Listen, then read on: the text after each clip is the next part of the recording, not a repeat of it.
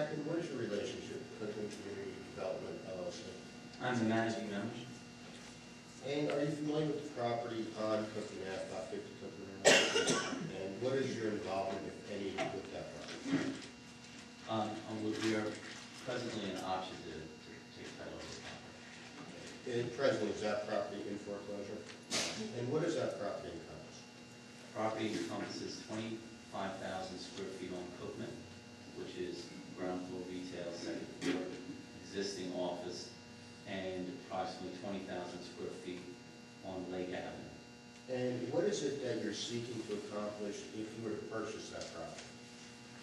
We're looking to redevelop the site on Cookman and on Lake Avenue.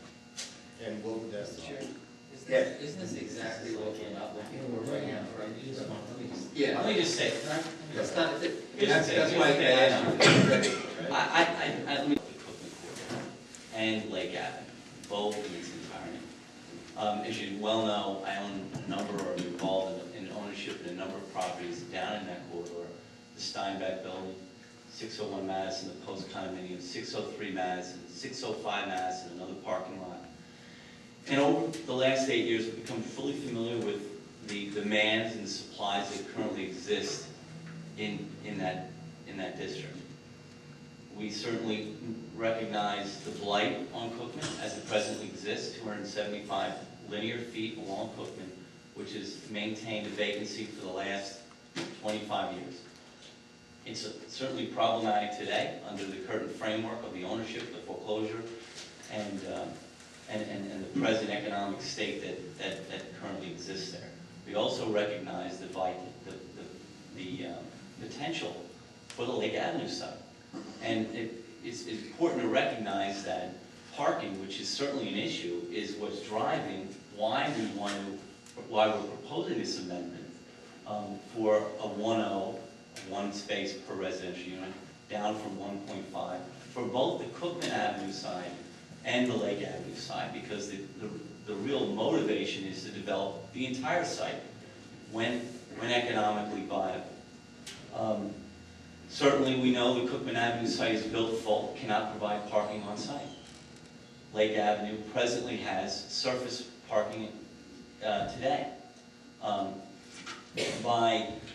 By reducing that and what we consider to be real demand numbers, and when I say real demand numbers, it's parking count the way we believe it currently exists, which we have testimony for in the CBD district. I presently have 2 lots in the CBD district. I can tell you one is 100% vacant, one is 80% vacant. I think the biggest problem in the CBD district is not that we don't have parking, it's how it's managed and how we approve sites and how those approved sites provide parking and how the city, the community maintains those parking slots. In taking that one step further, I think that if you look at the CBD plan, the concept was one, to provide street parking for commercial uses. And I think today you find that those commercial uses, those spaces on street, compete with residential parking on the street. And I don't think that is exactly why the CBD plan was drafted for that purpose. I also believe that the CBD plan is very clear that we need to be flexible.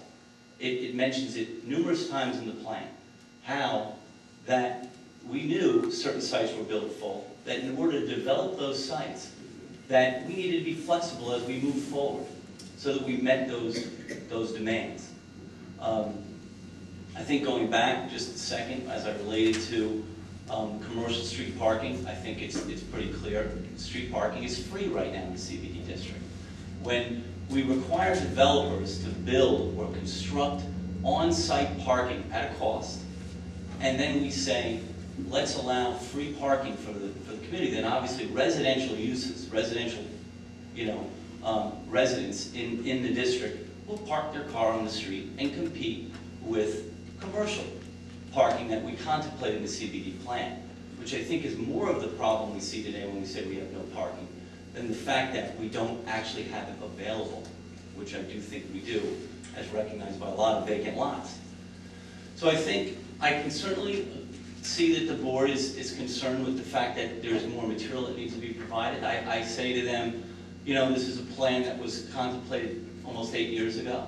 Things have changed. We have a district that went from probably 15 to 20% developed to now 70% developed. It needs to be revisited. We need to find out where we are today, where we can bridge some of the issues, where there is a necessary amendment that could be contemplated. I certainly think, unfortunately, because of the economic times, I presented a plan that is tied to a federal program, TARP dollars. We're in a difficult economic period right now. The dollars that I was able to secure for a period of time to develop this site is through TARP dollars. It's a new market tax credit program. It's a commercial expansion program. It's tied to job creation in a census tract that this happens to fall under.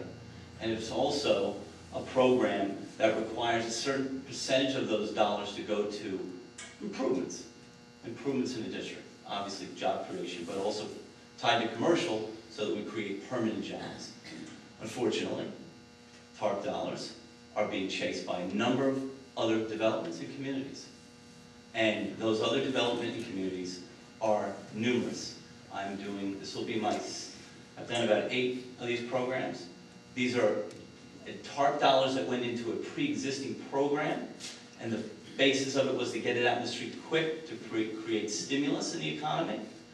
And I'm one of hundreds. So we do unfortunately have a tight time period. I recognize that. I'm trying to address the constraints of this site so that they can economically be met and addressed. Staying on Lake Avenue for a second, I'm here, again, to reduce it to 1-0 because I want to develop Lake Avenue. It's beautiful. I mean, to think otherwise, it's a beautiful site facing a lake. It requires new construction, ground-up construction, and I recognize that in today's world, that becomes problematic based on economic values. If we were in 2004, maybe we'd be talking differently. Maybe we'd be developing that. But on a rental project, I don't want to steal the thunder with one of my other professionals, but remember something about the CBD district. The thought process was a lot of the residential would be condos. There is a difference in demand that a condo creates in a district than a rental apartment building, which the Steinbeck building was, at one point, I was the only developer in the city, I think, on a new project coming along that was even underwrote a rental. Well, now there seems to be a lot. And in a rental apartment unit, the demand is less than a condo. And we design, that's where we get into the CB district. Where are we today than we were 8 years ago? It's different. The economy's different. People are building different. And so those demands are also different. This is something I thought worthwhile to present to the city because I'm vested in the city. I'm vested in that district. I think I'm very positively that this could work, but unfortunately, the pitfall is we're under a time period. We're in a tight time period. We want to see this happen. Well, thank you. We have, you have approvals from previously granted for this property. Yes, but that was something that was very aggressive. And I'm trying to maintain costs. I'm only going up. I'm renovating the second floor and doing the setback pop-up on the third. I mean, I'm sure